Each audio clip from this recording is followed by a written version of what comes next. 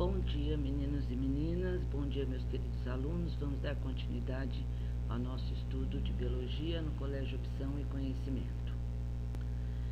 Do setor 242, caderno 13, capítulo 12, página 295, módulo 40, Relações Ecológicas, parte 2.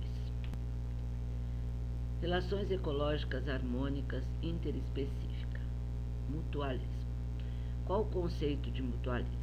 Mutualismo é uma relação ecológica harmônica interespecífica de espécies diferentes, onde ocorre benefício mútuo e é obrigatória. Separadas, ambas as espécies ficam prejudicadas, pois há interdependência e geralmente não sobrevivem. Exemplos: líquens e alga, que é o conjunto de alga mais fungos, leguminosas e a bactéria Rhizobium, o cupim e o protozoário Triconinfa, ruminantes e bactérias e protozoários, plantas e insetos na polinização. Aqui temos alguns exemplos de líquens, né? Pode ser que alguns de vocês nunca tenham visto, mas esse que está no tronco da árvore é bem conhecido de vocês. Aqui nós temos como que atuam, né, a alga e o fungo nessa associação mutualística que é o líquen. Então, aí à esquerda vocês têm as hifas do fungo, que está em marronzinho, e esses mais esverdeados, a alga. Então, as algas ficam entre as hifas. Qual é a relação? Então, no ar, nós temos o gás carbônico, certo? Que vai ser capturado pela alga. O fungo vai absorver água e fornecer para a alga para que ela realize fotossíntese. Então, forma-se a glicose, que vai servir de alimento não só para a alga, como também para o fungo. Então, ambos necessitam um do outro e não sobrevivem separadamente.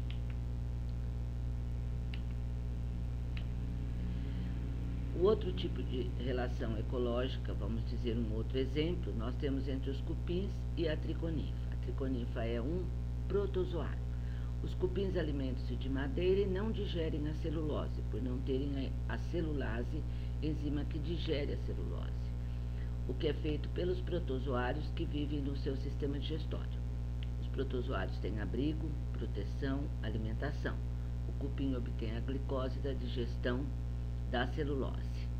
Esses cupins, eles recebem esses protozoários, né, dos pais, vamos assim dizer, ao nascerem. Se eles não receberem, eles morrerão, porque não farão a digestão da celulose. Uma outra relação ecológica do tipo mutualismo muitíssima importante é a das abelhas e plantas, né? As abelhas, elas são responsáveis, né, pela polinização, porque quando elas visitam as flores, elas pegam o grão de pólen que fica aderidos ao seu corpo e ao visitar outras flores, levam esses grãos de pólen. Então vai ocorrer uma reprodução sexuada das plantas, originando descendentes com maior variabilidade genética. E os morcegos também fazem esse tipo de visita às plantas, né, em busca de alimentação e fazem a polinização. Um outro tipo nós encontramos entre as leguminosas, né, como feijão, amendoim, soja e a bactéria Rhizobium, né? Essas bactérias vivem nas raízes das leguminosas, formam nódulos, as chamadas bacteriorrizas, quer dizer, raízes com bactérias, né? E essas bactérias são importantes na fixação do nitrogênio atmosférico. Vocês estudaram isso quando vimos o ciclo do nitrogênio. Os ruminantes, né, que são animais herbívoros, também não têm a celulase que digere a bactéria, a celulose. Então, o que acontece? Eles têm bactérias e às vezes protozoários que produzem essa celulase, então que vai fazer a digestão da celulose. E essas bactérias são encontradas no tubo digestório desses animais que se torna um habitat protegido para elas. Em contrapartida, os animais podem absorver parte da glicose liberada após a digestão da celulose. Outra associação mutualística também entre fungos e raízes, as micorrizas. Mico é de fungo, risas de raízes, né? Então, essas hifas do fungo associam-se às raízes das plantas e vão auxiliar na absorção de água e sais minerais do solo, principalmente fósforo e nitrogênio, aumentando a superfície de absorção ou rizosfera. A segunda relação ecológica harmônica é a protocooperação. Conceito.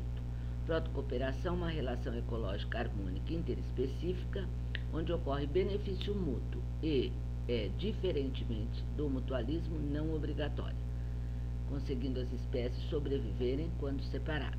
Exemplos: crocodilo e pássaro palito, Bernardo eremita e anêmona, rinoceronte, búfalo, boi, elefante e o pássaro anu, que nós podemos ver aqui, o crocodilo e o pássaro palito, certo?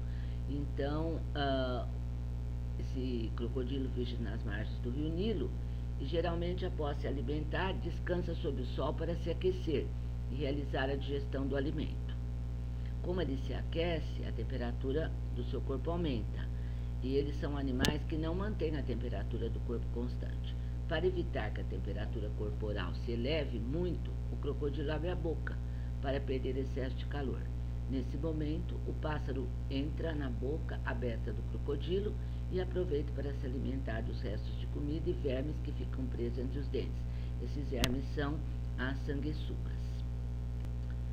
Bernardo eremita e anêmona, né? Então, vocês estão vendo aí o Bernardo eremita, também chamado eupaguro, ou ermitão. Ele é um crustáceo com abdômen bastante mole. Então, ele é uma presa fácil, né? Então, ele entra dentro de uma concha, de um gastrópode molusco, que está vazia, né? E assim ele se protege. A anêmona é um quinidário, é um animal que vive fixo, então ela precisa que a água traga o alimento para ela. Então, elas fixando nessa concha e o Bernardo eremita se deslocando, ela tem maior disponibilidade de alimento, né? Então, existe uma protocooperação. O búfalo, rinoceronte, boi e elefante, às vezes eles têm um parasitismo, um ectoparasita, que é o carrapato, né? E esses pássaros, né, os anus, eles se alimentam desses carrapatos. Então, eles obtêm o alimento e livram esses animais desse incômodo, né, desse parasita que é o carrapato. Passamos para o inquilinismo, que também é uma relação ecológica harmônica interespecífica entre duas espécies, em que há benefício para uma e neutralidade para outra, ou seja, nem benefício nem prejuízo. A causa da aproximação entre as duas espécies é frequentemente proteção ou abrigo. Exemplos: peixe-palhaço e anêmona, peixes e corais. Vocês podem ver aqui na ilustração o peixe-palhaço entre os tentáculos da anêmona, né? Duas ilustrações. E como esse peixe ele é imune ao veneno das anêmonas, eles podem ficar abrigados aí, né? E para a anêmona a relação é indiferente. Temos aí também o pepino do mar, que é o Lothurium equinodermata, e o peixe-agulha, certo? Esse peixinho agulha que vocês estão vendo aí na ilustração, ele vive no trato digestório das holotúrias, né? E ele tem abrigo, né? E para a holotúria é indiferente. Só que de vez em quando ele é meio danadinho, sabe? Ele pega e come o intestino da holotúria. Mas como ela tem uma alta capacidade de regeneração, ela regenera esse trato digestório. Aí vocês podem observar também, né, os peixes abrigados entre os recifes de corais, né? Para os recifes isso é indiferente, mas os peixes encontram esse abrigo, né? Essa casinha, por isso daí o nome inquilinismo, né? Inquilino, certo? Então, para os corais não tem nenhuma,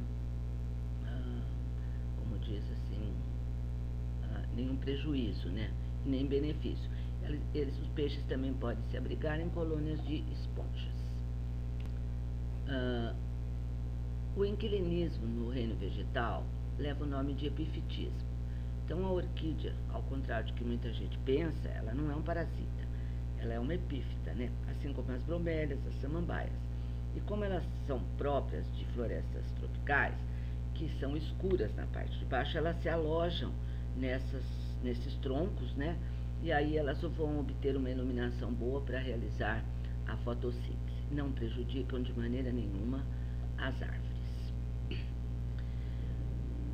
O comensalismo é também uma relação ecológica harmônica interespecífica, onde uma espécie denominada comensal é beneficiada aproximando-se da outra porque necessita de alimento e a outra espécie é indiferente.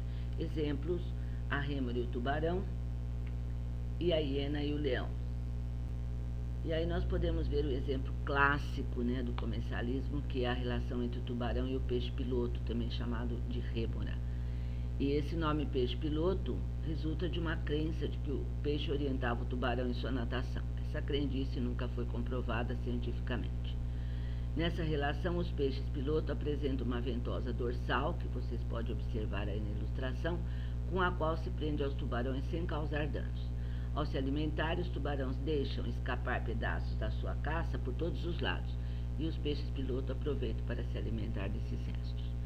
E o outro exemplo é o das hienas, que se alimentam dos restos deixados pelo leão, né? Então, vocês têm uma hiena, o leão, e lá a hiena ao lado dos restos deixados pelo leão, ou por outro animal que seja predador. Aqui temos do módulo 40, o primeiro exercício de aplicação. Observe os gráficos referentes às curvas de crescimento populacional de duas espécies. O gráfico 1 representa o crescimento populacional dessas espécies criadas isoladamente. O 2 representa o crescimento populacional dessas espécies reunidas numa mesma cultura. Ao observarmos o gráfico, nós vemos que no primeiro gráfico as duas curvas praticamente quase que crescem paralelamente, né? E sendo que o crescimento está um pouquinho maior do que o crescimento da espécie B. E no segundo gráfico a gente vê que ocorre uma velocidade maior de crescimento das duas espécies, né? No início, assim, parece que a espécie B tem uma certa... cresce mais rapidamente que a A, mas depois a A supera a B. Mas ambas têm um crescimento mais acelerado. E isso caracteriza um benefício para as duas. E a única alternativa que nos dá esse benefício é a protocooperação, certo? Alternativa C. No exercício número 2, uma questão discursiva, explique como é a relação entre os organismos a seguir, relatando quais as vantagens que cada um leva na associação estabelecida entre eles, bactérias e ruminantes, né? As bactérias, elas, como fazem a digestão da celulose, né, elas vão obter energia, porque aí a celulose vai se transformar em glicose, que é uma substância energética, né? E os ruminantes aproveitam, né, esse produto, essa glicose, né, que é resultante da quebra da celulose. É uma relação do tipo mutualismo. Bactérias e plantas leguminosas, também um mutualismo, né? E as bactérias são capazes de fixar o nitrogênio do ar, né, que vai servir para a planta, e essas plantas fornecem abrigo, matéria orgânica também para as bactérias. No terceiro exercício, né, uma comparação entre mutualismo e protocooperação, ou simplesmente cooperação, né, são exemplos de relações harmônicas interespecíficas nas quais há benefícios para ambas as espécies que interagem. A principal distinção entre esses dois tipos de relação é... Então, nós vimos já lá na frente que o mutualismo é obrigatória, enquanto que a protocooperação não é obrigatória, né? Então, vejamos se tem alguma coisa numa das alternativas. Vejamos. Na protocooperação, a interação entre as espécies não é obrigatória, enquanto no mutualismo essa interação é obrigatória.